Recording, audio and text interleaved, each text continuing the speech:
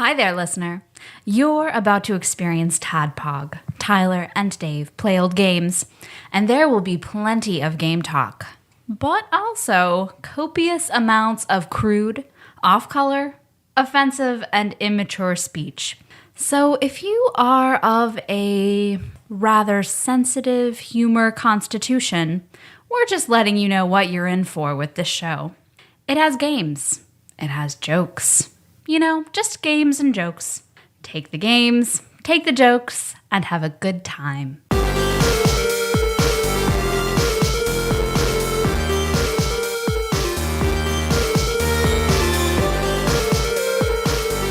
Hello, Internet, and welcome to another TADPOG podcast, a weekly show where two old guys talk about old games. Mm-hmm. I'm your bearded host, Tyler, and I've told a story about me being a shitty friend and selling my friend up the river when it came to my parents finding pornography. But I don't always do that to my friends. In fact, there was You're very selective in the friends. Yeah, I'm selective in who I betray. I'm not a Lannister just betraying everybody. Mm-hmm. I'm very selective. So there was a time I defended one of my friends who had done something clearly very bad to my parents. What did you do? Well, my friend Matt. Matt Barker. My friend Matt Barker. You're about to tell a story that he doesn't know yet. We met was a long time ago, Matt Barker. But we were friends at elementary school into middle school. And in 6th grade, he kind of had, I don't know, he had like ADD and ADHD, and he was on a lot of medications. He had like impulse control issues. And when was this? 6th grade. So that was a little while ago. It must have been pretty serious because they weren't like heavily medicating children back then. They call you to the office and you might take some pills, but it wasn't like a huge. So I don't think his issues really been brought under control. But we were good friends, and he was sitting in 6th grade. It's also where I met Josh. Matt sat in front of me and Josh sat beside me. It was a pretty good year other than this. And what was it? I was sitting behind him and I was just like poking him with my foot. This Matt guy. Well, poking Matt with my foot. And he just flipped the fuck out. Because I poke. I hear him. He's the kind of guy, when he would get mad, he would do like the comical, like, what's that giant rooster from Looney Tunes? Foghorn Leghorn. Yeah. Like he would like wind up his arm. I said. Yeah, it was, full tilt, like ridiculous. Like emulate, because back then you watch cartoons, you fucking emulate cartoons. That's what he would do when he get mad. So he does like this, bro, kind of thing whenever I'm poking my foot. He turns around. He's got an Eagle, freshly sharpened Eagle lead pencil. Like the wood, not like lead non-mechanical pencil. Right. Old-fashioned pencil. I know what an Eagle pencil is. He flips around and just stabs me with it. Where did he stab you? My hand. My right hand is on my desk, and he just turns around and you can hear the pencil like hit the other side and withdraws. There's a big, it's harder to see now, but I still have a scar in my hand. Like, what do you mean you could hear it hit the other side? Like you heard the chunk. Like it went through your damn hand. It went through and like it must have hit bone or something. Like it. You remember? I remember that. Just could hear that when it hit. Yeah. And it wasn't hard enough for him to. So it was just. It was pretty awful. Yeah, and like he pulls back and then just flips back around. And like I'm just in shock. I don't know what to do. So I go to the bathroom and I wash it off. A just visible hole in my hand. Like I put a Band-Aid over it, and over the next few days, it just started swelling like bigger and bigger and bigger. Like there was no hiding it. Like my hand was like double. It's probably getting infected. Yeah, it was double in size. As much as you masturbated, it was left-handed, so I was safe. And I remember my parents were like, "What happened to your hand?" I didn't want to get him in trouble. I knew he had issues. We were still friends. Yeah, I knew they'd flip out. So like, and stab you again. They're like, "What happened, Tyler?" I don't know. What does it look like it happened? Looks like a spider bite. I bet it was a spider bite. So like, I have to go to like this. That must have been one big fucking spider. Huge fucking spider. And then like, because I show them where it is, and they know some nurse at church, and she goes and she looks at it and she agrees it's probably a spider bite. And let's not disclose her name, all right? So I don't even remember her name. It doesn't matter. She works at Dairy Queen now. Not that there's anything wrong with working at Dairy Queen, but if you're a church nurse, then that's kind of a step down. But she goes, like, I remember she said I should take a few pills and then soak it in Epsom salt, and like in a few weeks it goes away. But like I just set on that secret because I don't want to get him in trouble. He eventually, like, he apologized for it. We were still friends. Everything was fine until it's like 2 months after that. He's covered over his desk and he's talking to Josh about something. And as he goes to sit down, I just pulled his desk out from underneath him, and he flopped on his butt, and I just saw his face he just went Super Saiyan, like right then. And he jumps up, and then he just haymaker. I did not expect it. He just full back and hit me as hard as he could in the face. Why did you do that to him? I don't know. I'm not gonna sit here and say you didn't deserve that. I don't think I deserved a punch in the face, but I deserved the what the fuck or. I don't know, Tyler. Man. That shit hurts. He stabbed me. He stabbed me. I had to come. Yes, I think he overreacted stabbing you because you were poking him. However, you don't pull a guy's chair out from underneath him. Come on, man. But it was he hit me, and then the teacher jumped in. He started hitting you. And then I remember the nurse from church showed up. She started hitting you. Looks at my face. It's clearly a spider bite. So yeah, then we're not friends after that because we were punished for the rest of the year. Like we couldn't go to any like school events, and we had the middle school Olympics. Like we couldn't participate in any of that. Fuck, dude. Yeah, I couldn't fucking get my participation ribbon in anything I wanted to do. That could have changed your life path. If you hadn't pulled that chair out, you could be a gold medalist. You could have. You could have been the Phelps boy. yeah, I've definitely got the build for it. He moved away shortly after that. I never heard from him again until a few months ago when he found me on Facebook. I really hope that they're like he and Gary are like organizing this like secret society, like all these people that we tell stories about, or you tell stories about on the show. Like I hope there's like some kind of like villainous organization that they're banding. Well, he was part of something called the AT Breakup Club. What the fuck is that? In elementary school, because I was friends with a few guys, and then with Matt, and I was already friends with Ashley Shake. Like 5th grade year, Shake and I got to be really close friends and made our other friends jealous. So they formed their secret organization, the Ashley and Tyler Breakup Club, so we wouldn't be friends anymore, so we would talk to them again. Awesome. Yeah. Oh, those were good days. So quickly we mature from 5th grade to 6th grade. I'm your bespectacled host, Dave, and you know what? I don't really have any good middle school stories like that. I pretty much just minded my own business. I remember, pretty much anything. You treated middle school like prison, like just keep your eyes down, mind your own business, don't worry about anything. Yeah, middle school fucking sucked, dude. Like middle school does suck. Did anyone have a good time in middle school? Like I don't think I've ever talked to anyone who's like, you know what I think the best time of my life was? Middle school. You got that square ass pizza with the plastic stuck to the bottom, and it's just the best. Well, here's a weird, try to make it not sound misogynistic statement, because a friend told me this the other day, because I mentioned to her. Buckle up, guys. Buckle up. I don't know where this is going. We're going take us on a journey, Tyler. I mentioned to her like how much I hated middle school, and she was like, I love middle school.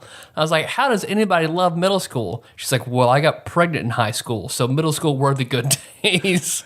It's like, okay, I can't argue with that. That's kind of weird to put in perspective. Yep. Yeah, I can't imagine. I can't imagine being pregnant, Tyler. No, nor can I. What we do on this show, Tyler, as you may or may not know, is we talk about IGN's top 100 Super Nintendo games. We go through them one by one, and each week we talk about a different game. What do we land on this week? It's in the tens. It's an iconic number 60. Aladdin. Okay. All right. I can do this. I think I'm prepared for this. I did happen to play that. Just because of having to play it, not because we were supposed to. Because it was Thursday. Thursday, Aladdin Day. Oh, all right. Well, I guess because you're hesitating. I'm like, what's going on? Oh, I'm just kind of looking at you. Yeah, just admiring your microphone presence.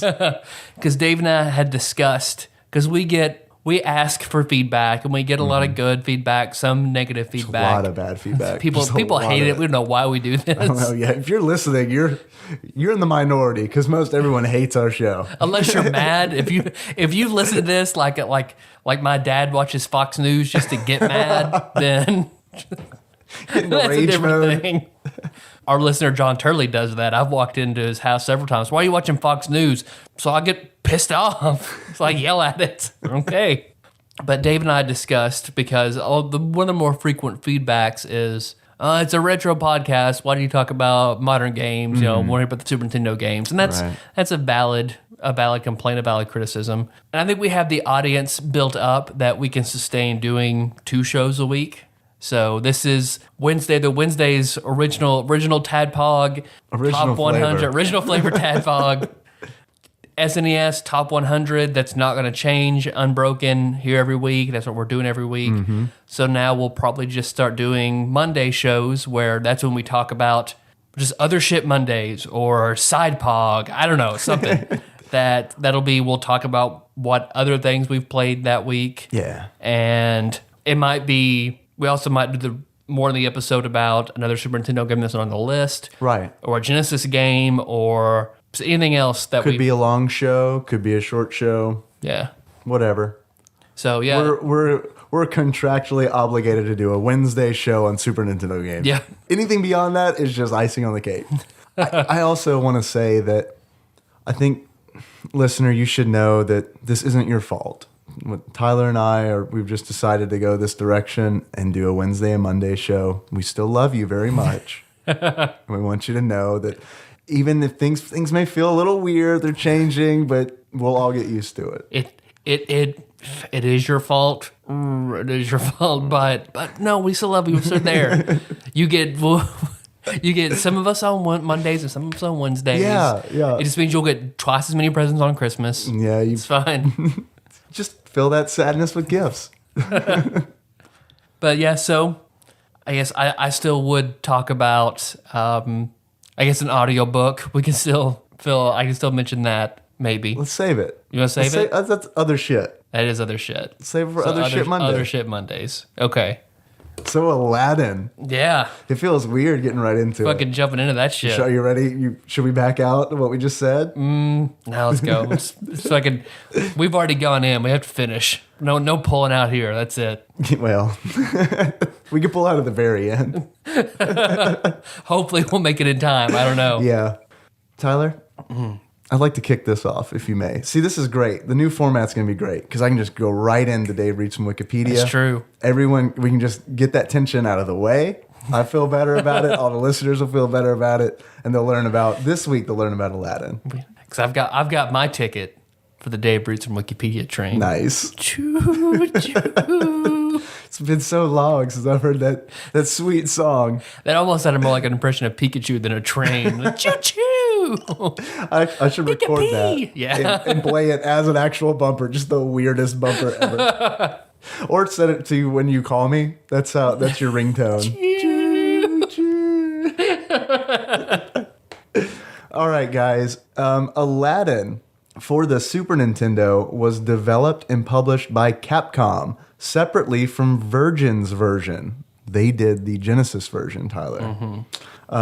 Although the game is still a side-scrolling platformer like it is on the Genesis, it is significantly different in both presentation and gameplay. By the way, side note, whoever did the Wikipedia entry for Aladdin pretty much did it on the Genesis version, and then there's like a little paragraph that's like, by the way, there's also a Super Nintendo game, but the Genesis version is clearly superior. Like it had that air to it, where it's like, I don't think this is really impartial. So anyway, the game follows the movie's storyline, and players control Aladdin as he jumps on enemies, vaults off stumps, all right, whatever, and performs various acrobatic feats to get through levels. Throughout the level, Aladdin can collect apples to throw at enemies and golden scarabs, which unlock bonus stages. it just goes on. It's really not a good entry. That does sound like somebody really loved the game and just wanted to talk about it. They just wanted to be on TADPOG and talk about it. If I could give this Wikipedia entry a beard, it would just be just a shit beard. It would just be like someone drew a beard on their face with some dog shit because it's not very good. But you guys get the gist. It was a movie. It was a movie cartoon, and then it was a game. And I guess just the version is he's just in the woods, just jumping off stumps. Stumps, yeah, clearly. Or I like to think that the person who wrote this entry never played the Super Nintendo version at all. Maybe he got a different game confused with it or something. What game had stumps in it? I don't know. Stumpy's Quest? Aladdin. It's a very different game for the Super Nintendo. Did you ever play this game as a kid, Tyler? I did. Holy shit, that's a rarity. One of us will say, yeah. I played this on both Genesis and Super Nintendo. Oh. Yeah. That's a big Aladdin was one of my favorite movies growing up as a kid. So when there was a video game, I was all over it. I think I had my parents drive me to the Good Movie Hut to rent Aladdin. Nice. Yeah. I played it on the Genesis. I never played it on the Super Nintendo until I played it for the show. A friend of mine in middle school had a Genesis, and I remember we rented it, and I don't think we got very far in it, so I can't really sit here and compare them. Yeah. But I was doing research for the show, and a lot of people had this is an issue still to this day. Which version of this game is better, the Genesis or the Super Nintendo version? I swear, if you Google it, you'll see that the war still rages on today. And it's the same arguments that I heard in middle school, where it's like, oh, well, Aladdin on the Genesis is better because Aladdin has a sword. That's the argument. I mean, I can't complain about that argument. But he never has a sword in the fucking movie. Does he not? I don't know. He probably cuts a rope or something. Yeah, he never uses it on flesh. You remember that time Aladdin just murdered? But he just butchered that lamb in front of Jasmine, and then they had a feast. It's my favorite scene. Because I recall comparing the two when I was young. I recall the Genesis version actually being the one I enjoyed more. I am far more of a Super Nintendo fanboy than I am a Genesis. I owned both of them growing up. Yeah. Well, I owned the Genesis for a little while and then got rid of the Super Nintendo. Traded so clearly I'm the Super Nintendo fan. Yeah. My dad wanted the Genesis just for the Michael Jackson game. Moonwalk. You know my dad, but my dad is so he's conservative. He's a strange conglomeration of weird conservative values. At the same time, there's other stuff that really conflicts with that. I think you just summed up Western Kentucky. Yeah, that's true. Because my dad loves Michael Jackson. I walked out to his garage because he's a safety manager at a chemical plant, but before that, and still now, he'll just occasionally work on cars because my dad, he has to be doing something all the time. Well, and then he's also that Michael Jackson impersonator, right? That's true, yes. Because I've walked in the garage and he'll have a car that he's been painting, and while he's letting it dry, he'll just be practicing moonwalking in the garage. So I walk in, it's Tyler, look. Doing it. He can do it fairly well. Yeah. And then him. I wish everyone could have seen your maneuvering. That was actually the most convincing moonwalk I've seen in years. You just did. We're gonna have to start a YouTube account just for that. Zach gets us that external capture card. We'll start doing all sorts of shit. It's gonna be amazing. But I just recall what made the Genesis version better in my mind then was that the sprites were larger. Yeah. In the Super Nintendo version, it feels like you're very far away. Aladdin is kind of small. Yeah. But it's you can't make out his facial features or anything. Yeah, he's just, you can barely see his fez and vest and white pants, and he doesn't have any facial characteristics. But I remember it being detailed and larger, and then he does have sword where he can chop apples out of the air and stuff like that. They're getting thrown at him, and arrows and so he's getting apples thrown at him. Yeah. Little role reversal from Genesis to Super Nintendo. Because that is his weapon of choice in the Super Nintendo version. Just apples out of vases. That's what he likes. Can we talk about the power-ups a little bit? Yep. Because apples are clearly the main. That's the main power-up. And you get a lot of apples. You can just chuck apples all day long. I stopped using them though. After the first level, I was like, you know what? Apples, forget about it. Unless you're fighting a guard, they're unnecessary. So There's a lot of those in the first level. Yep, the first level and like toward the end, but there's that big middle where there's just you use them to hit bats. They kill bats automatically when you're in the Cave of Wonders. And they just stun other guys. They don't kill another person. It's not a weird murder with But jumping on them, that's what kills them. Jumping on them, right. But Aladdin, Disney movie, it's made, everything is exactly the same as Lion King, right? It's all same. It's the same studio, same system, everything that everyone that did Lion King also did Aladdin. I don't think so. No? I don't think so. Let's see. Because if they did, the studio clearly preferred like Aladdin over the Lion King. Yeah, I don't think Capcom did the Lion King. I also feel like I should know this because we just talked about the Lion King. Yeah, what is it? A Konami or Acclaim did Lion King? I thought that Konami did Lion King. I'm gonna leave this in, by the way. Yeah, so everyone knows how ignorant we are. We got discussions going on. See how the sausage is made. Virgin. That makes sense because Virgin did the Genesis version. And so I guess they did the Genesis version of Aladdin. And I guess Lion King came after Aladdin. Is that right? How did the movies that go? makes sense. I feel like I saw Lion King in 5th grade and Aladdin had to be before that. Well, Aladdin must have been when Capcom lost their rights for Disney games on the Super Nintendo. Oh, okay. Must have been in between those games because Virgin had the rights to do Disney games for the Genesis, and Capcom had the rights to do Disney games for Nintendo because they did DuckTales for the regular Nintendo, and I guess they did other Disney games. Okay, because I don't know. I think the Jungle Book's Capcom. That's a game? Yeah, I think so. I'm gonna look that up. I need to add that to my. I need to try to cross some of those games with Baloo in it because I love Baloo. So you got a Jungle Book and Tailspin, and that's about it for Baloo. So it's a very short list, but I hope there's a Tailspin game. Okay, it looks like Virgin did it for the Genesis. Wikipedia is just Sega Genesis slanted. It's like I can't for the life of me. What's up, guys?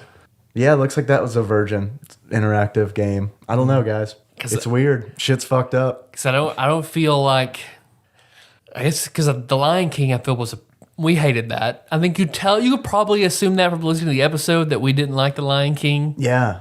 No, it was a bad game. It was a bad game. So Aladdin is a much better. I mean, it's hard pressed even in Super Nintendo days to find a quality like movie licensed game. Yeah. I feel like overall Aladdin was a pretty solid offering for a licensed game. Yeah, it certainly was better than The Lion King. Yeah. Yep. If we could say one thing right out the gate, it's that this game is much better than The Lion King.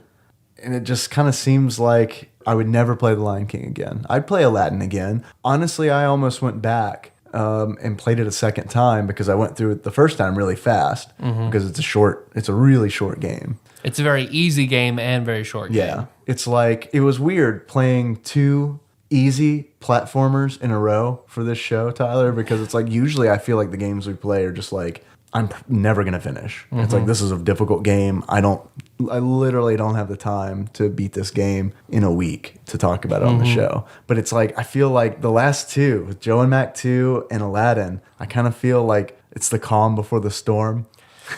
Yeah. Because these are just like two easy games that like you could just sit down and beat in 2 hours. Yeah, I feel like Aladdin is maybe a little longer than Joe and Mac, but I thought Joe and Mac even was shorter. longer. Oh, really? Maybe that's just because I was. All right, I don't mean to brag, but I was pretty good at Aladdin. I was pretty good at Aladdin. Certainly better than Joe and Mac 2 because I remember seeing the game over screen on Joe and Mac 2. I don't know what the game over screen looks like on Aladdin. Yeah, I don't know. I didn't lose either. You're right. I didn't get to that point either. So, but I do. The only time I had problems, like we talked about how loose Simba controls in The Lion King. Yeah. And Aladdin, not as tight as it should have been. Yeah. But better. But it's like if Lion King is on the horrible end and Mario is on like the really tight end, Aladdin's right in the middle. Yeah, it's funny you mentioned that because I was thinking the same thing as I was playing it. I was like, I can tell where Aladdin is, and sometimes timing the jumps is a little tricky just because of the way the sprite functions. But I kept reminding myself that it wasn't Lion King because Lion King is really bad. Like We talked about swinging on the hippo tails. In Lion King, you have to do that as Simba Cub. In Aladdin, there's a mechanic that's similar. Throughout every level, I'd say he swings it from something at least every once. level. Yeah. But at least with Aladdin, I could tell when to hit the button to make it to the next ledge. Yeah, and his hands fully land on whatever you're supposed to. It's weird. There's like little blessings where it's just like, oh, thank you for not being Lion King. The only complaint I really had about the platforming in Aladdin was when you have to bounce from thing to thing. Like, you can't bounce in place. The game kind of encourages you to try to go through it as fast as you can almost and just do it on one. So it's very hard to, like, if you bounce again and wait to time something. You can. Yeah. It is possible to do. It's tough, I think. Yeah, because they don't want you to do that. And I then got that feeling too. Having to bounce high enough for certain things. Like, I died a lot whenever I was trying to... Were you chasing red gems? I fuck red gems. Oh, yeah. I stopped worrying about red gems completely. Man. See, that's why I could play this game again, just to get the red gems. Or try and get all of them. Yeah, because I had fun. I had a lot of fun trying to get those. I totally lied when I said I didn't get a game over screen. I just, I told the listener that I was good at the game. I needed to back that claim up, so I just lied. I did. We all lie. We all lie about game over screens. We lie about fingers in our butts. We lie. I'm sorry, listeners. This is why we're gonna have a Monday show. It's because of shit like this. No, I failed so many times because I was going for these red gems.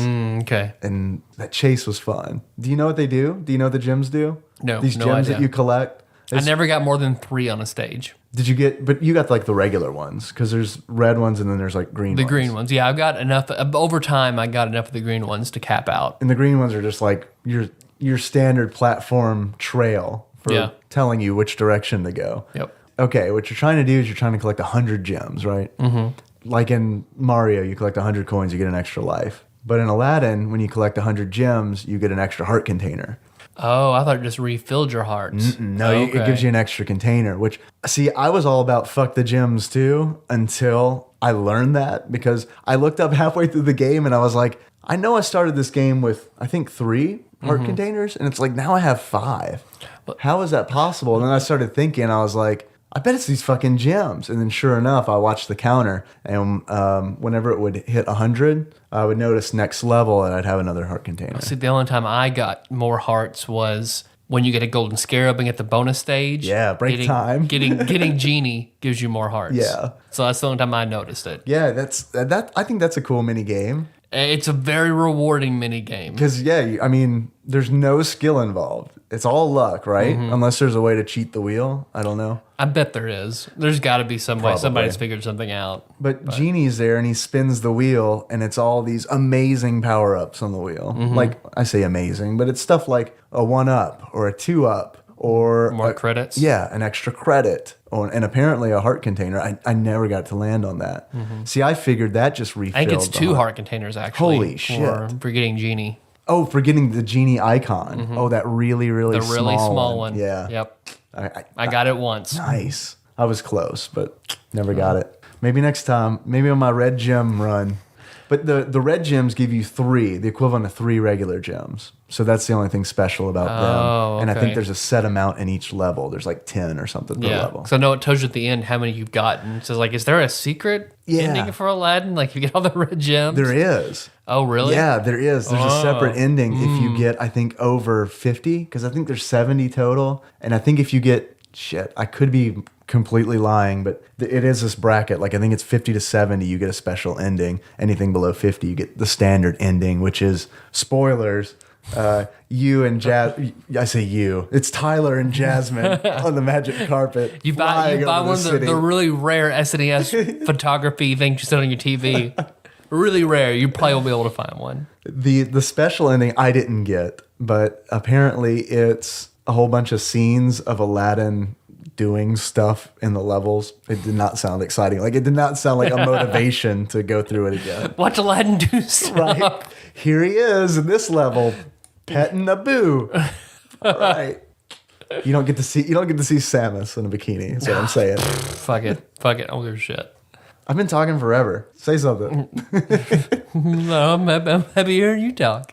Let's see. I feel like it hit the movie pretty stride for stride, except for the weird Genie stage. Yeah, well, not only... Oh, yeah, please, tell me about the genie stage. Because, like, you rub the lamp, Genie comes out, all of a sudden, like, are you in the lamp? Like, you go inside of Genie's lamp and do platforming with Genie? Yeah. And, like, everything is, like, his face and his head. So, like, there are balloons and blocks and stuff that are... It's his... Every time you get close to him, the face reacts. Yeah, it's Genie's face. Yeah. Yeah. And he's making... Yeah, depending on what you're doing, he will make a disapproving face or... Like when you fall off a cloud, he'll do that Genie, classic Aladdin move where his jaw like drops to the floor. Mm-hmm. Yeah.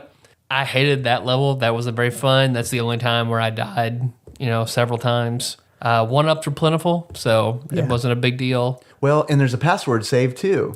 So it doesn't matter. And the password save, I don't think records like how many credits you have or how many lives you have or anything like that. You just start full every time. You just start full. So all you have to do, if you can make it through a level with both credits and all your lives, you're going to be just fine. So yeah, if Aladdin was first, then people said, this is too easy. Then Virgin's like, all right, fuck y'all. Fuck you assholes. Was it harder on the Lion Genesis? King. I remember it being harder. Yeah. Yes, I do remember it being harder. I imagine Genesis. it would have to be. Yeah. I was going to ask you this because it has been so long since I've seen Aladdin. There's a level in this game where Abu falls off the magic carpet and lands in a pyramid. That's true. I forgot it. And you have to go through and save him? That wasn't in the movie, right? No, it was not. Because I was playing it and I was like, I don't remember I this. want to say it might have been in the TV show. There's a TV show? Yeah, there was a long-running Aladdin TV show on Disney Channel. Really? Like where he fought... Have you seen all the Aladdin movies? The Aladdin trilogy? No, I'm sorry, I'm not. All right, in Aladdin 2, The Return of Jafar, where somebody finds Jafar's lamp, spoilers, finds Jafar's lamp and like basically gets tortured by Jafar. Like that guy is one of the enemies in the Aladdin TV show. Okay. And then there's like Nega Aladdin, who looks like Aladdin, but he dresses differently. He has a flying eel companion instead of what Apu. What the fuck? This is in the second movie? That guy's not in the second movie. Just the TV show? Yeah. Wow. And then he has like there's like a sort of like this artificer type person who builds all these fantastic machines that come after Aladdin in the TV show. Like this sounds not so good. Was it good? It was okay. Yeah? They just had to invent more things than Jafar, for Aladdin to do. Right. But it was your standard Saturday morning cartoon fare. Huh. And then I enjoyed Aladdin 3, The King of Thieves. What was that about? He meets his dad, and they go after the Hand of Midas together. Is his dad Indiana Jones? Because I really want it to be Indiana Jones. He's just Aladdin with a white thing in his beard. White streak in his beard. So, yeah. It's not his twin brother? Nope. They could be twin brothers. Wouldn't you like to be an exact twin of your dad? Like, wouldn't that just be... That'd be the coolest thing. Yeah. Yep. Did Aladdin seem to mind? No, it's true. No, he was mad at first when he met his dad because his dad, of course, abandoned him. But yeah, I had to grow a much bigger mustache for me to be a clone of my dad. Aladdin got over it within 24 minutes. I'm willing to guess. Yep. And they decided to go treasure hunting together. Well, you do. And Iago leaves Aladdin to go live with Aladdin's dad. I fucking love Iago. He's my favorite thing about Aladdin. Yep. And I think it goes back to Gilbert Gottfried on Up All Night on USA because I remember seeing him when I was really, really young. So when I saw Aladdin in middle school, I was like, I know that guy. That's the guy who hosts all those shitty movies on USA.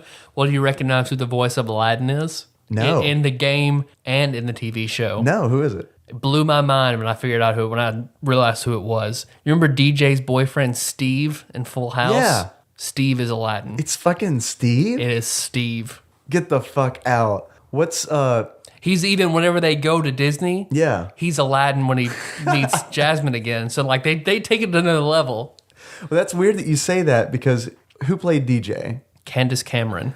I thought that Aladdin sounded like her brother. Kirk. Yep. Kirk Cameron. Yep, I did because when I was playing the game, I was like, did Kirk Cameron voice Aladdin? No, but somebody else in DJ's life. Yeah. Some other important person. All things meet with DJ. It's the Venn diagram. Well, see, I also random thing I know for no real reason. Yeah. Lori Beth Denberg from All That. She was the heavy set girl from All That who did Vital Information. I'm not saying fat anymore. Yeah. Okay. It makes Jacob York very sad when I call a girl fat. So I'm just gonna say rotund individual. Heavy set. Heavy set. Okay. We're changing our ways for you, Jacob. I hope you're happy. She went to high school with DJ. They just went to high school together. Like on the show? No, in real life. So she probably knows Kirk. Yeah. Yeah. I would assume they went to school all together. See, I could go on about the Cameron family for a while. I know there's weird things about Kirk too, but we can say we have Kirk Cameron trivia on Other Shit Mondays. Other Shit Monday, I love it. Oh, I can't wait.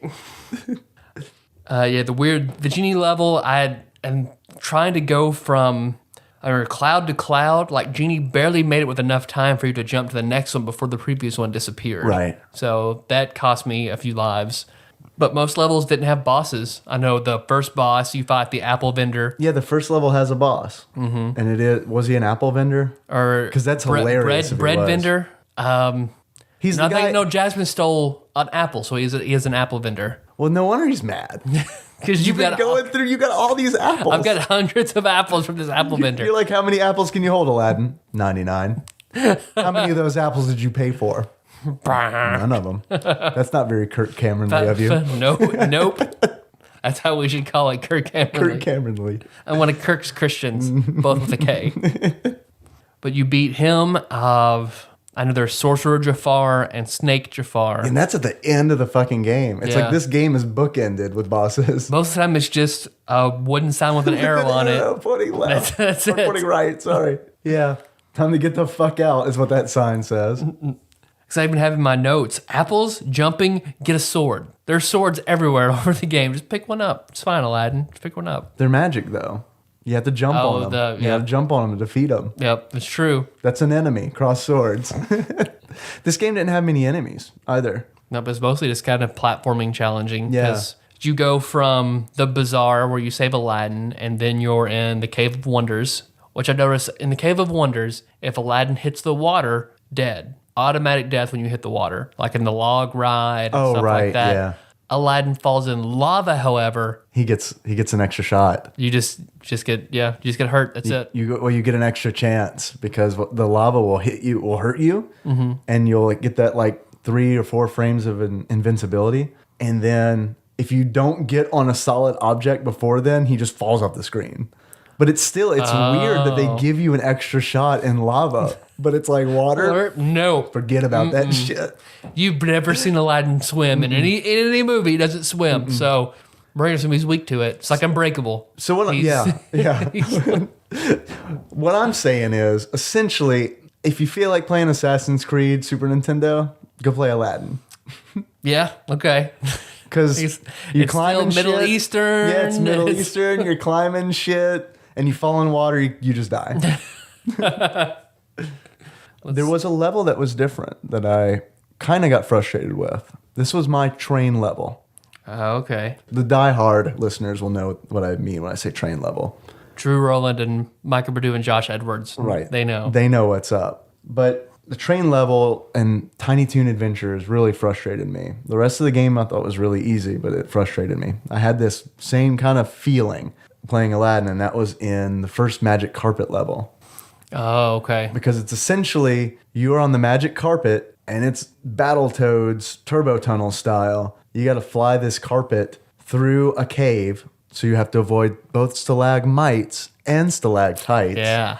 And avoid an advancing wall of death, aka waves of lava coming in from the left. I thought that was kind of a shitty level. And I feel like the sprites on the walls weren't... You could die just by getting close as opposed to actually hitting them. Yes. That was what made that level bad. If it had been precise, like if for lack of a better term, I'll use a modern term, hitbox. If the hitbox on the stalagmites and stalactites would have been tighter, I think that could have been a really fun level. But I felt like you had to ride in the middle because I had no idea. Barely adjust up and down, which makes it not very fun if you're just. And most of the time, I think I lost a few lives on that level, but at the very end, like where it gets really tight with you swooping up and down and getting out of the lava, right before the ending, that's when I would always hit the upper side and die. Well, that's when the pressure builds up. So yeah, I had that a few times too, because like the lava eventually recedes, but the tunnel keeps going on. And when that lava recedes, I'm like, oh, I'm almost done. Just don't fuck it up. Things are really easy now. Just don't. And I'm dead. But that's something else, man. I can tell you that's a sure sign this game is from the 90s. I've said it before, and I will say it many more times, I'm sure. It may not show up in our next game, which I think is NHL, but it's pretty much not a 90s platformer unless there's lava in it. Yep. There's just got to be lava. It's a requirement. I'm trying to think about what a modern game that has like lava in it. Gears of War, I know. Gears of War 2 had some lava in it. Okay. Mario games will always have like Mario's some kind of lava. they get a pass, right? Yeah. Because they handle it well, because they tackle all terrains, and lava is, of course, a terrain. Yeah, I think it's kind of a trope that a lot of designers have moved on from. Well, it's like you got a 2D platformer. I guess there's just so much you can do. I don't know. Or maybe they're just lazy, and they're like, lava level. Yeah. There it is. Maybe Mighty Number 9 will have a lava level. I hope so. So, yeah. Let's see. I feel like because it's sort of the 16-bit renditions of all the Aladdin music, which I was fine with. It was an interesting take. Yeah, I thought it was good. I didn't have a problem with any of the songs. In fact, I would go so far to say it was great because I had forgotten how much I enjoyed that soundtrack when I was a kid. And hearing even these 16-bit renditions took me back. I was like, wow, yeah, holy shit, I forgot this song even existed. And now it's going to be stuck in my head for the rest of the night. Because I remember seeing somebody reference it today on Reddit about can't recall anything you learned in class or on test, but you still know every fucking word that I will show you the world. Or it's like it just Aladdin songs, man, just fucking burrow in your brain. I've got a question for you. Yes. This may be a little blue, okay? So I'm just going to go ahead and throw that warning out. Sorry, Jacob. Tyler may say heavy set, but I'm going to talk about this because there's no way around this, okay? I even had to I called Nikki into the room to confirm this. You fought Jafar, right? In the throne room, Tyler. Do you recall the throne? No. Okay. I took a screenshot because I couldn't believe it. I couldn't believe it. And I called Nikki in and I said, what does this throne look like to you? And she looked at it and she said, a cobra? And it does. It's like a big golden cobra, right? That like... I remember from the movie now. Okay, now that you say that. And I was like, okay, do you see anything else? And she looked at it and she kind of looked at me, a vagina? Yeah. Yes. I'll post this screenshot. I'll let you be the judge. But yeah, it looks like this cobra, this giant cobra with a giant open vagina on his chest. And it's just like, I mean, it's clear as day, man. I'm sorry. I may be a little odd, but that's a fucking vagina. Well, that's in everything Disney does. They always sneak something in. Yeah. So there you go. What was it in Aladdin? I don't remember. Because in Lion King, it was like sex, like, right? It's sex spelled out in the dust or something. Yeah, whenever he flops down the flowers, it supposedly spells sex. And I believe it in Aladdin, it is whenever he's trying to sneak up into her window. Yeah. And Jasmine's like behind all these clothes. He says something really fast? Yeah. Wait, what does he say? He says something like, I want to fuck you, or get naked, take your shirt off. Give me all your money. I think it was take your shirt off. Or take your shirt like off. It's something like that. Something like that. She's changing behind the silks and he's looking over, and then that being the one for that. Because there's like this trilogy of Disney movies, right, where they have that dirty shit in it. Because there's like The Little Mermaid. It feels like the holy trinity of that is The Little Mermaid, Lion King, and Aladdin. Or somebody had a picture of the Little Mermaid box. Yeah. The plastic box. Yeah, and the circled all the dicks. Yeah. Like there were multiple dicks. Oh, there's more than one dick? They circled, there were like six damn dicks on that cover. This cover had like 6 goddamn dicks. I'm glad. I can mark, because I actually have this on my show notes, or actually on my notes that I'm using right now, Tyler, is that Disney sex scandals. So I'm going to go ahead and mark that off. We've talked about it. So, listener, if you know more about Disney sex scandals, give us a call next week. We'll still talk about it. We'll talk about sexy Disney things. Yeah, and please look at the show notes on tadpog.com. I will have that screenshot there. I defy anyone to look at that and tell me that is not a giant gold cobra with a giant vagina on his chest. or her chest. I'm sorry. Clearly, clearly, it's a lady snake. That's also the name of my hair metal band. Lady Snake. Lady Snake. I felt like because you fight Sorcerer Jafar, which I felt like that was the hardest boss in the game. It took me a little while to beat Sorcerer Jafar. Yeah. Snake Jafar was a joke. I thought Snake Jafar was a lot easier. He killed me once, and then I learned his pattern after that, and he was done. Yeah, I felt like no problem. And I was expecting something else, like another form of the snake. I was expecting something else more in the game, and then Right. Aladdin stands there for a while, and then that's it. Yeah. That's like a scene with Genie, and that's it. Heart-touching scene where, spoilers, he frees the genie. Aladdin has a chance to wish himself to be a prince again. What's that? Because like that was his second wish too. I don't understand that. The logic on that is fuzzy for me. Well, what are Aladdin's 2 wishes? First one is the first one to be a prince. That's when he becomes prince, like Ali Baba. Right. And is the second one? I believe Tyler's Ali Blah Blah. Okay. I'm pretty sure. Blah blah blah blah. And then was the second one like Genie kind of had to assume he was making a wish to save his life whenever he was like drowning? I don't know, man. I got to see this movie again, but I feel like Genie kind of did more shit than he should have. Like I feel like there were times where he's skating the thin line between wish and helping Aladdin out.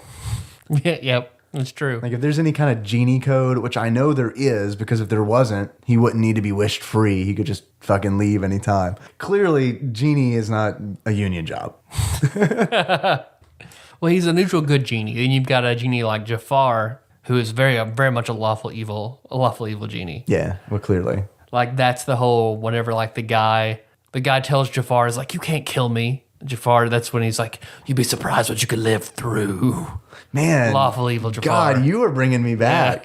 Yeah. Did you watch this week? No, I just really loved Aladdin when I was a kid. Man, it was a good movie. It was a really good movie. I remember the Cave of Wonders. I remember that tiger cave really impressing the shit out of me. That was good shit. I remember the feeling I got whenever like you see the sand swirling around him and he holds up Jafar's lamp, and that's when he's, and everything that goes with it, and Jafar gets backed up. I remember there wasn't quite a Green Ranger moment, but it was an emotional moment for me as a kid. They handled that moment in the game well, I think, when Jafar got turned into the genie. Spoilers. When they have like this overtop view of the lamp, and they have the shadow of the lamp, and then like it swirls down circling down. That's one of the first times I think I've really been impressed with the graphical presentation that I've experienced on this list, because I sat back and I was like, wow, that was really, really well done for a Super Nintendo game. That looked good. Especially for an ending, whenever I feel like most Super Nintendo games didn't give a shit about endings. I feel like I never really played a Super Nintendo game that had substantial endings, except for a few JRPGs. Yeah. Then that's when I got a payoff. Like Final Fantasy VI, I think has one of the best video game endings of all time. Oh, yeah. So, listener, you got from now until we get to like number 4 on IGN's list to play Final Fantasy VI. So we won't spoil it for you when we get there. That's plenty of time. There's something interesting about this game. You may not know about this, Tyler. Dungeons and Dragons. Have you ever heard of this thing? A little bit. Yeah. That's where you kill your parents. Yeah, you spend a lot of time in the sewers, and then you kill your parents. Okay. And then experience points. They're involved somewhere. Yeah. There's a magazine called Dragon that talks about, typically back in the day, talked about D&D. They reviewed this game, which I think is really odd. Yeah, Dragon magazine, I think it was issue 211, gave Aladdin 5 stars out of 5. All right. So there you go. That must have been like they were about to come out with like a Dark Sun expansion. So they were like, let's pull them in with Aladdin. I bet let's you're do right. That. I bet you're right, 100%. Do you have achievements for this game? I do. I have 3. Oh, God. Dole them out slow so I can think of one. Okay, not that slow. Okay, one is the Ruben Studdard. Okay. Ruben Studdard was like American Idol, right? Second season American Idol. He was the big black guy that could sing really, really well. Not fat. No. Not fat. But Heavy set gentleman. And he sang he sang "I Will Show You the World." Like he sang like a really good rendition that like it was toward the end, so it could have like won A whole him new won world. him a whole new world. The carpet song. Yes. Yeah. Thank you. He sang that and Okay. did really, really well. Like standing ovations, people went crazy. So that's a level. It's a bonus level where you're on the carpet with Jasmine. You can fly through. It's just a huge gem fest. Right. So to get the Reuben Studdard, you collect all the gems on the bonus stage's carpet. That's fucking hard to do. It is hard to do. Trust me, coming from a It's as hard as winning American Idol. okay, it's proportional. I like it. The next I have is Johnny Appleseed. Okay. Stun 50 guards by throwing apples over Okay. the course of the game. Okay. And then the last one is the Fourth Wish, which is maxing out your hearts. Oh, There you go. I like that. Which is what, 10 or something like that? I think I got 9. I'll see the only ones I got were the genie, the face of genie. So Okay. I don't know. Well, Tyler, I guess I would go with Come On Down. Come On Down would be one. And it's pretty easy to unlock. All you have to do is catch a golden scarab and play Genie's minigame once, which the name of the minigame is Break Time. I'm surprised. Okay, here, let's see if I can make an achievement out of this. I got an achievement for you. It's called English 101. In order to unlock English 101, you have to properly translate everything in the game because Capcom sure as fuck didn't do it. Nope. Example, when you finish a stage, you get a password, and on that stage it says, "You completed!" Exclamation mark. All right. Yeah, dude. All right, fair enough. This game I felt was littered with all kinds of shit like that. And did you read the names in the credits? Mm-mm. They're pretty funny too, because it seemed like the developers did not take this fucking seriously at all. It's like old school NES credits, where it's just like the game developers were like, no one's ever gonna see this. Let's just say whatever we want. We're not gonna use real names. Like one was Professor F. I mean, it is worth beating the game for the credits. So those would be my achievements, Tyler. Okay, I dig that. I have to say, okay, here's a question for you, Dave. Okay. What's the best The Price is Right game? All right. I think I'm probably in the majority here when I say Plinko. Yep, because that is the correct answer. I mean, I realize that Plinko has there's not a whole lot of skill involved other than choosing the right spot to drop the Plinko chip. Mm-hmm. I think there are a lot of games that take more skill. Like, what's the yodeling game going up the mountain? I just know there's a yodeler. Yeah, the yodeler. We'll call it the yodeler. I also really like that game because no one wins it. You always see they drop off the edge of the mountain. And it's like, what the best part is when the contestant realizes. They're like, oh shit, I'm playing that game. Like, you can just see it on their face. Like, I'm going home with a consolation prize. I'd heard there was going to be an all Plinko episode of The Price is Right. Whoa. Like soon. Unless they bring Bob Barker back for that, I'm not interested. See, I've since Drew Carey has taken over, I've not seen an episode. I don't have a problem with Drew Carey. Love the Drew Carey show. So much. I wish I could find that streaming somewhere. But for some reason, I've never even given him a shot on The Price is Right. I'll just be honest with you. Never really even. He's not Bob Barker, man. He can't. As far as I'm concerned, he can't do it. Okay. Strong words. If anybody wants to refute Dave's claim, call really. in. No, Let's talk about The Price is Right. That's like Family Feud. It's like, Oh, man. that is not the same game anymore. Oh, Family Feud. Man, that show is fucking cursed. I mean, it's Dick Dawson or go the fuck home. Yep. Because Al from Home Improvement, he ain't fucking cutting it. Is he the one doing it now? I know he did it for a while. No, Steve Harvey does it now. Steve Harvey does it now. I'm sure he does an awful job. Because it was it was Richard Dawson, and I feel like it was somebody else, and then that guy who committed suicide. Oh, that's dark. Yeah, one of the I feel like the second longest running host ended up committing suicide. Then Jonathan Brandis. Then they replaced him with Al. Rodney Dangerfield, who of course died shortly thereafter. That's right, I'm bringing that joke back. Rodney Dangerfield hosting Family Feud would have been fucking amazing. Oh my God. Or Bill Murray. I think of Bill Murray Family Feud too. Bill Murray does so much weird shit. He needs to come on and host an episode of the Family Feud. He does enough weird shit he needs to come on this show. If he ever does an AMA on Reddit, we need to ask him to come on this show. Oh, man. Friend of the show, Brandon Eves, knows his son. Has partied with his son in New York before. Brandon, fucking hook us up. Apparently the son, if you even mention his dad, gets really pissed off. Oh, really? So, like, Brandon wouldn't, like... They pulled him aside, like, do not mention his dad in front of him. Don't do this. New idea. Well, that means that either Brandon was lying to you and didn't want you to bring that up to that guy. He's been known to do that. But what we need to do is get Bill Murray's son on the show and just bring it up on the mics and see what happens. See if he just walks out of TADPOG Studios. See if he stabs you in the hand with a pencil. I'll keep it quiet. I'll keep your promise, Bill Murray's son. That's how much we respect you. We call you Bill Murray's son. I'm sure it's a spider bite. And I feel like I should also comment, Jasmine is my favorite Disney princess. Pretty much hands down. Yeah, okay. I like Mulan, but Jasmine. I think, honestly, that's like Plinko. That's the right answer. The Universal.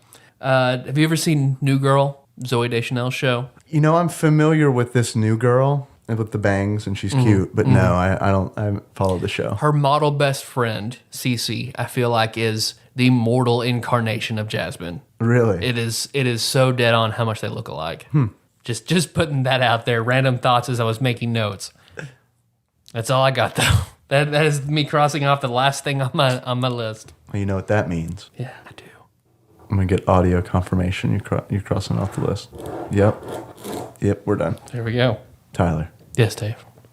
This could end very racist, this question. So I want you to be extra sensitive with your answer, okay?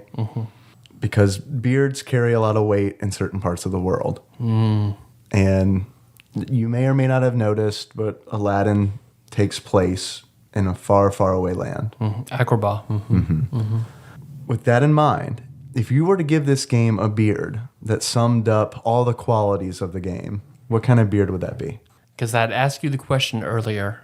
There's a character from the Venture Brothers, Dr. Orpheus. Probably. The necromancer. Probably his name. Yeah, probably. And I'd give it Dr. Orpheus's... Orifices. Orifici? It's the Cobra Throne, I'm telling you. Dr. Orpheus's very neatly trimmed beard. Well, that's almost like a Jafar. It's almost like a Jafar beard, right? Exactly. It is very similar to a Jafar beard, and this guy is actually a full-blown necromancer.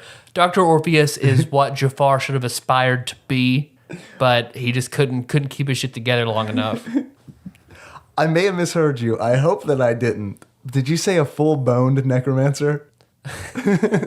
I hope you said that, because that is like the pun of all puns. If I ever play a necromancer in D&D, he is going to introduce himself as the full-boned necromancer. That's like his Full Metal Alchemist name.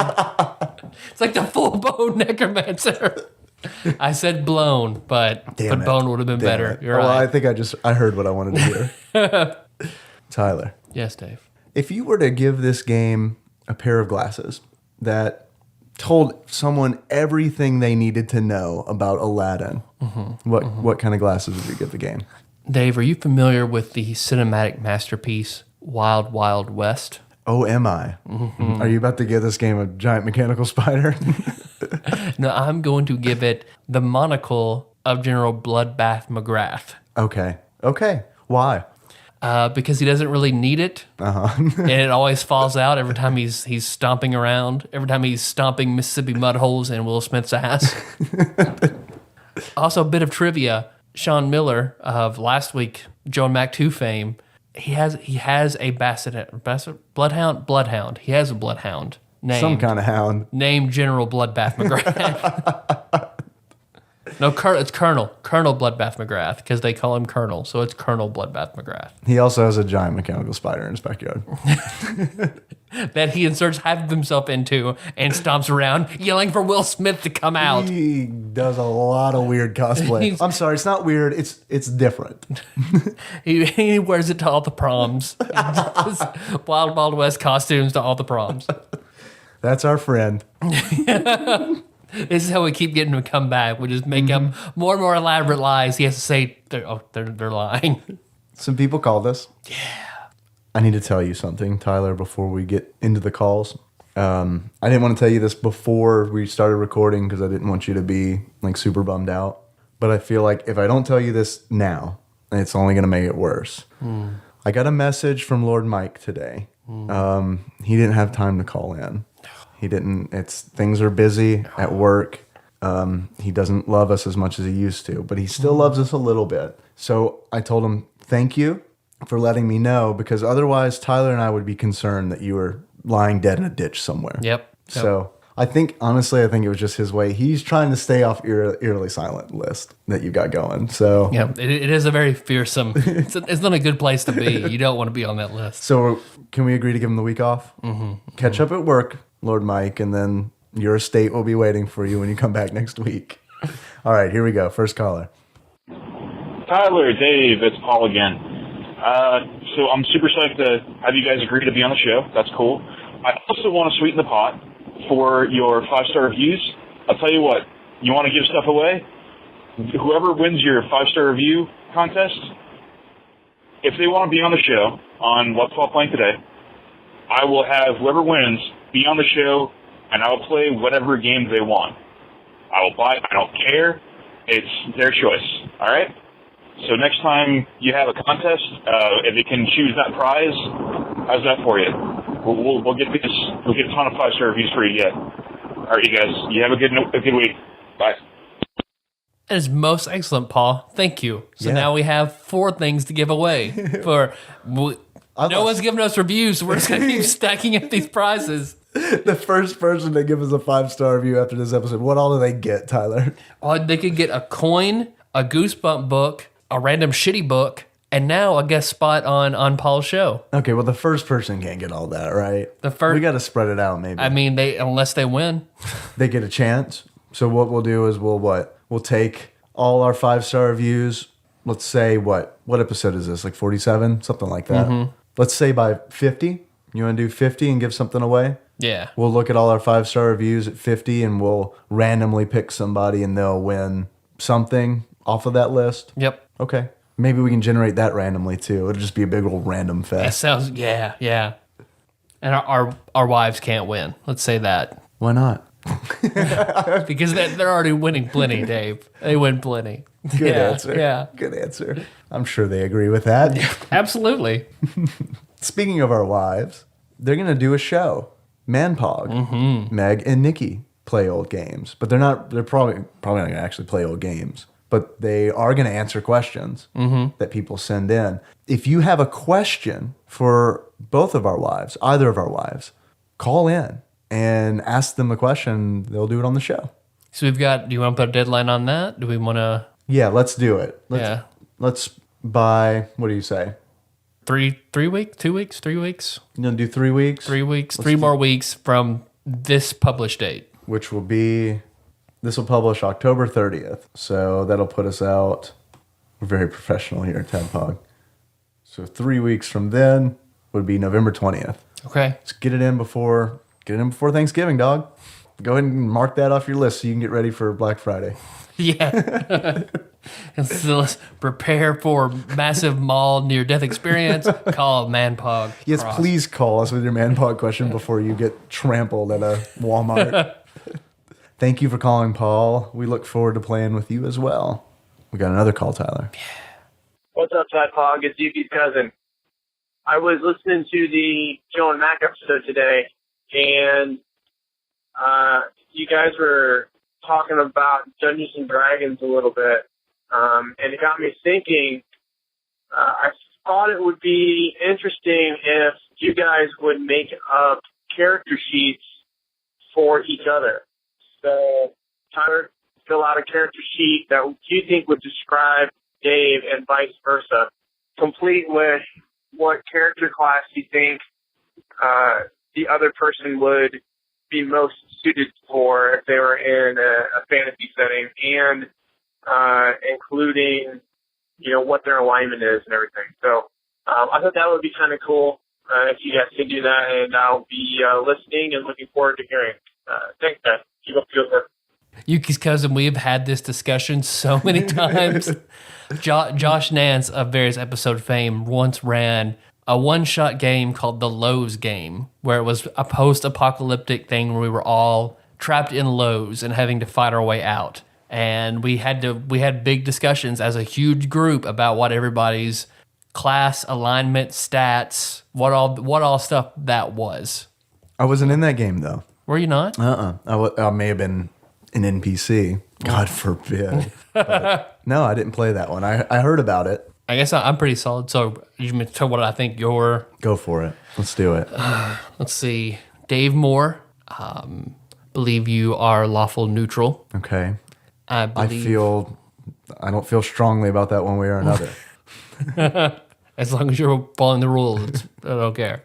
I feel like you are probably a wizard. Learned in magics. What race? What race would I be? Half elf. Yeah.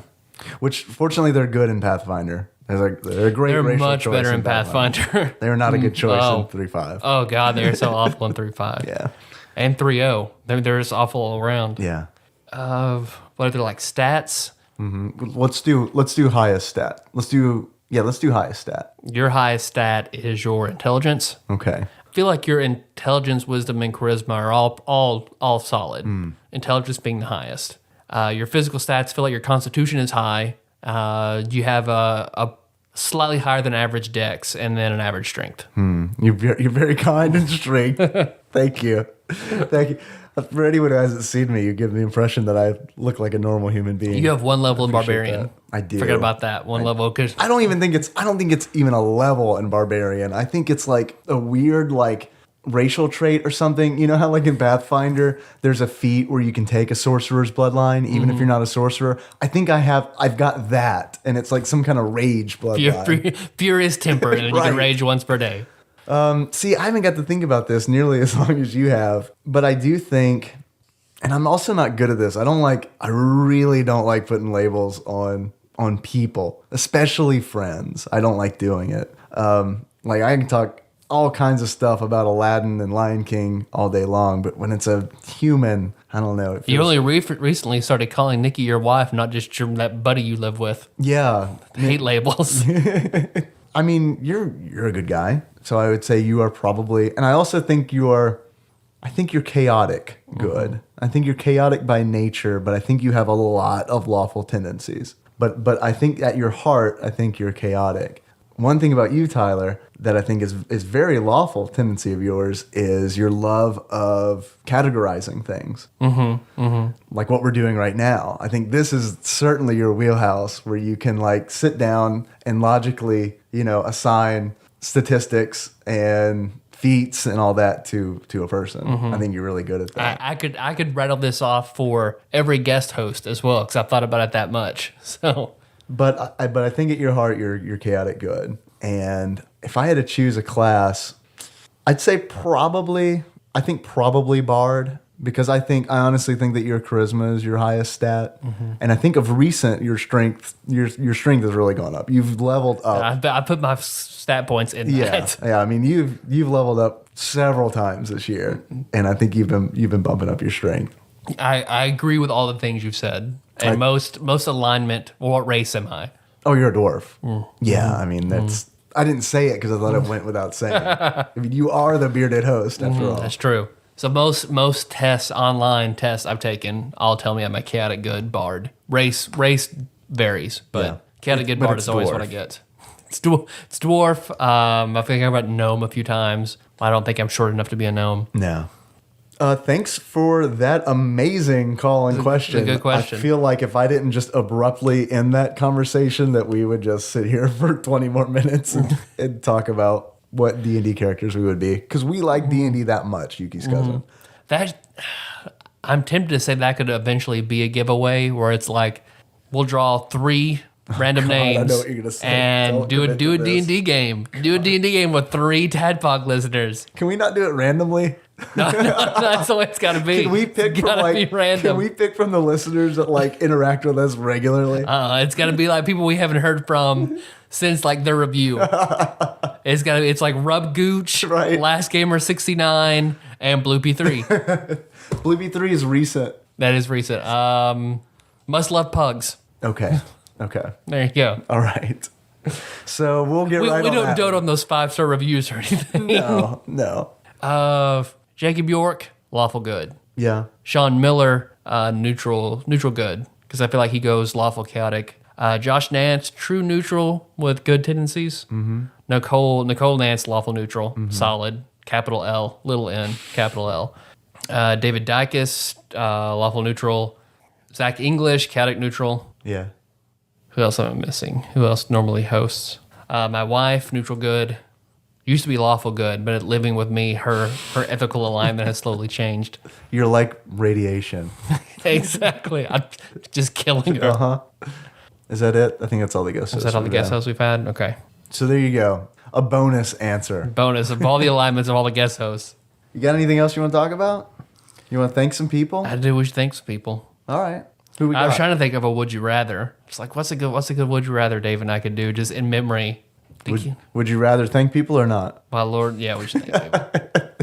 I want to leave that to Lord Mike. I don't want to feel like, because I feel like if we do it, he might not come back. So don't even need me anymore. Yeah, because it's like, you know what happens when you don't call? We fucking do it anyway. Okay, you're right. You're right. He is a valuable, respected noble, TADPOG noble. Oh yeah. So Facebook shares Lord Mike, Lord Matt, Lord Dennis, and Nicole. Lady Nicole. See, I don't. She is crazy. She is crazy promoting us on Twitter. That's true, but we also Has she left us a 5-star review? You know, I don't think. Yes, she has. Okay, she has actually. All right. Well, then I think she may have met all the qualifications. Do guest hosts, do they get like a different title? All right. What title would that be? Like, make him a kick-ass Duke? Kick-ass Duke, Viscount. Marquis?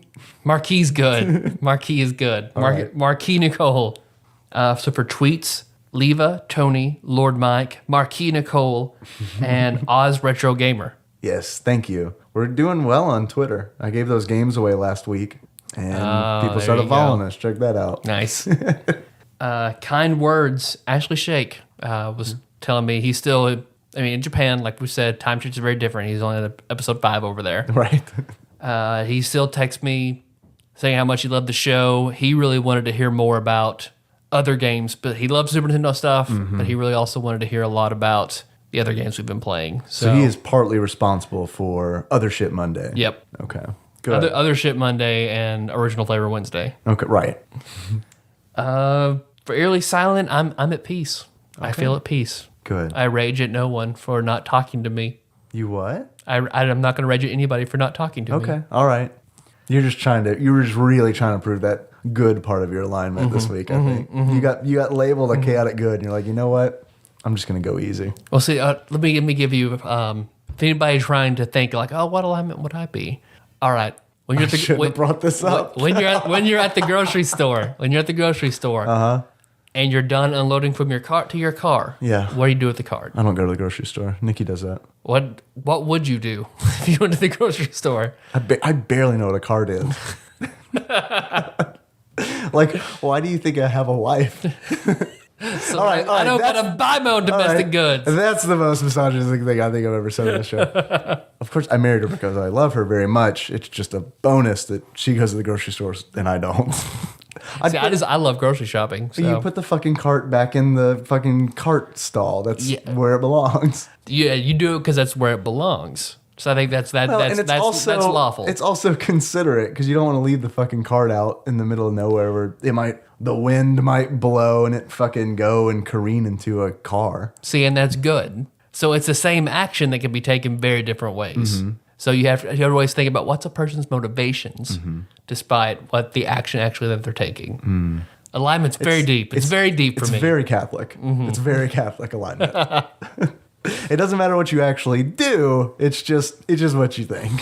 Thinking about that D&D game, like I guess we could also pick one person and they could do a game with me, you, Jacob. Could pick us and then random guest hosts, and we'll all do a game together. One person gets to, if they're interested in playing D&D with us, and do a one-shot of whatever system. I barely listen to you because now I'm like just worried someone's going to come at me for that Catholic shit. I was raised Catholic, so I can pretty much fucking say that, okay? Yeah. So, like, if you would have said it, maybe it would have been a little different story. But look, I endured that shit, so I can say whatever I want. If I can't say anything about the Catholic Church. The Episcopal Church, maybe a little bit, but maybe. Maybe. Might want to stay away anyway. Yeah, it's true. That's it. I think I'm good. Well, Tyler, talk us off. I mean, out. Talk us out. Just Tyler, get us off. All right, done. Thanks for listening, everybody. You can find the show on iTunes or Stitcher so you don't miss the next episode. We'll be talking about, is it NHL 94? Yeah. All right. Yeah. The number 59th ranked game, NHL 94. Oh, man. We've been on this like great string of platformers, and now we're just going to go right into a sport I don't understand.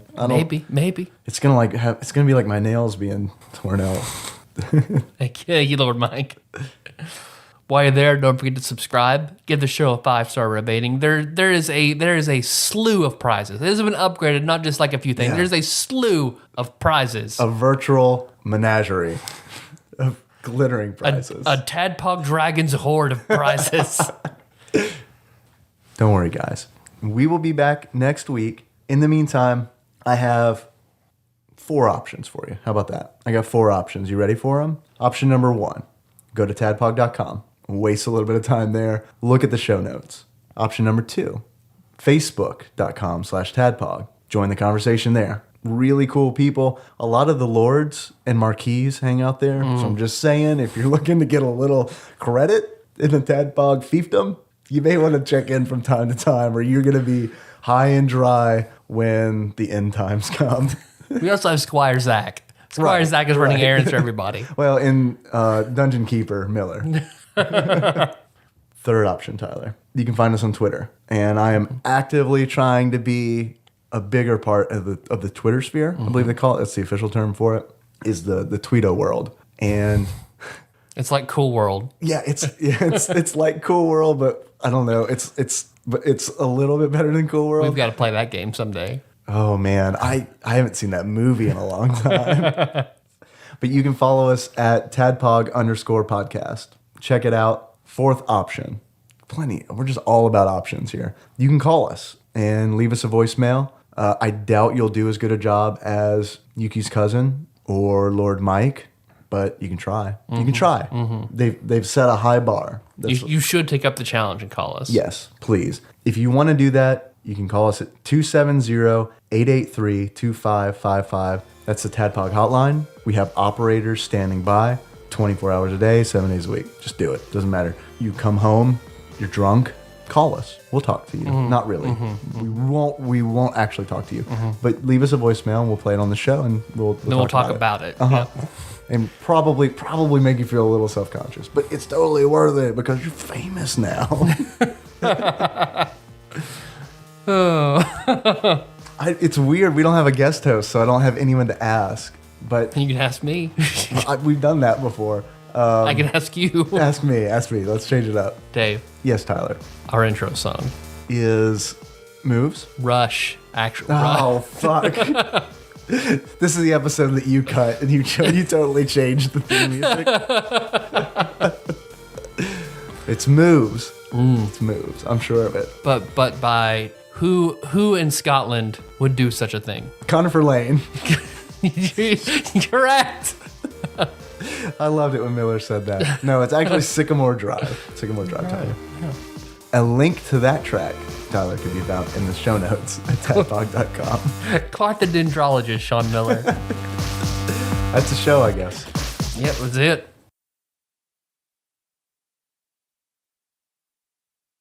Google Voice translated this one as, "Hey, Amanda Dog."